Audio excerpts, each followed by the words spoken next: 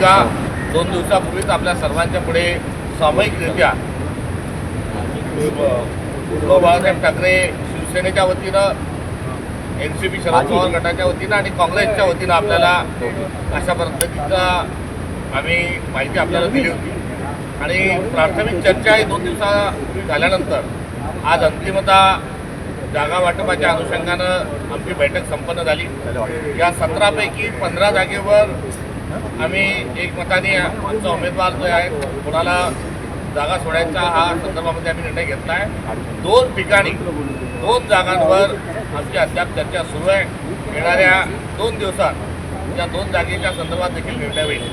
नांदेड आणि नाशिक या ठिकाणी तिन्ही पक्षांना या जागेच्या संदर्भात तिन्ही पक्षांनी त्या ठिकाणी दावा केलेला आहे.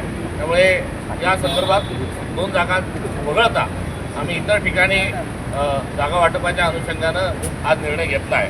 त्यामध्ये काँग्रेस या 8 ठिकाणी चंद्रपूर, यवतमाळ, भंडारा, गोंदिया, अमरावती, अहिल्यानगर, सोलापूर, धाराशिव, बीड आणि लातूर आणि पोटनिवडणूक असणाऱ्या नागपूर अशा 8 ठिकाणी काँग्रेस लढत आहे.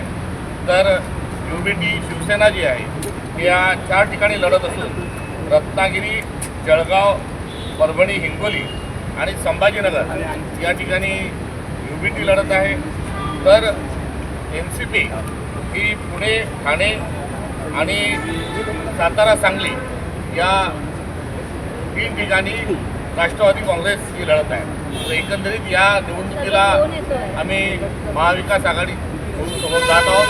आणि मुद्दा या निवडणुकीचा जो आहे तो भारतीय जनता पक्षाच्या घोडेबाजाराला न जुमानता आम्ही लोकशाही वाचवण्याकरता आणि सुसंस्कृत सभ्यपणा हा टिकून ठेवण्याकरता या निवडणुकीमध्ये आम्ही आमच्या संविधानिक मूल्यांच्यासह आणि महाराष्ट्र धर्माचा जागर करत असताना आम्ही या निवडणुकींना पुढे जाणार आहोत. या निवडणुकीमध्ये वारे माप पैसा खर्च होणार आहे. बॅगाच्या बॅगा, पोतेच्या पोते, ट्रकच्या ट्रक भरून पैसा ओतला जाणार आहे. पैसा फेक, तमाशा फेक हा तमाशा देखील मांडलेला आहे. नवे तर अनेक ठिकाणी 5 लाख रुपये ॲडव्हान्स देऊन नगरसेवकांना उचलण्याची प्रक्रिया देखील सुरू झालेली आहे. आणि या पैशाच्या वापरात आणि घोडेबाजारात केवळ विरोधी पक्षच नव्हे तर सत्ताधारी देखील आपापल्या मित्रपक्षाचे उमेदवार, मित्रपक्षाचे मतदार हे पळवत आहेत. तर स्वतःच्या पक्षातल्या लोकांना देखील पैसे दिल्याशिवाय चालणार नाही इथपर्यंत हा घोडेबाजार गेलेला आहे. 2014 साली देवेंद्र फडणवीस मुख्यमंत्री होत असताना वोट चोरीच्या माध्यमातून ते मुख्यमंत्री झाले होते आणि आता या घोडेबाजाराच्या माध्यमातून ते त्यांची सत्ता टिकवत आहेत. एकंदरीत या निवडणुकीमध्ये बाप बडा ना भैया, सबसे बडा रुपया हे एक चित्र जे निर्माण करून ठेवलेलं आहे महायुतीने, या संदर्भामध्ये एक चिंता व्यक्त होणं साहजिक आहे.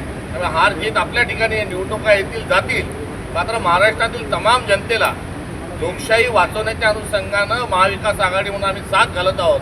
आणि असं आपण खपून घेणार आहोत का? अशा पद्धतीनं राजकारण चालणार आहे का? हा एक संतप्त सवाल त्यांना विचारत असताना आम्हाला त्यांनाही साथ घालायची आहे की या आपण सर्व मिळून भारतीय जनता पक्षाची दंडेलशाही आणि हुकुमशाही ही रोखू.